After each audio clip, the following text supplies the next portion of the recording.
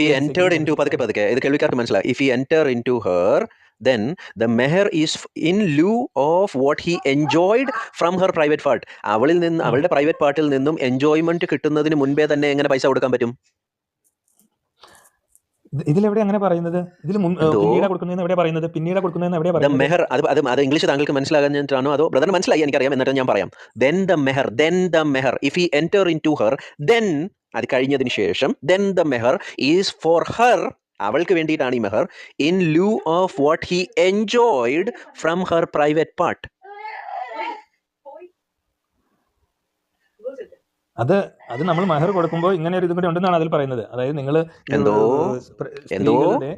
സ്ത്രീകളുടെ ഇത് ആസ്വദിക്കുന്നതിന് അതിനും ഉള്ള ഒരു എന്താ പറയാ, അതിനും അല്ല അതിനു വേണ്ടിയിട്ടാ, അതിനും എന്ന് പറയല്ലേ, അതിന് വേണ്ടിയിട്ട് മാത്രം ആണ് അത് എൻജോയ് ചെയ്തതിനു ശേഷം അവൾക്ക് വേണ്ടിയിട്ടുള്ളതാണ്. ശേഷം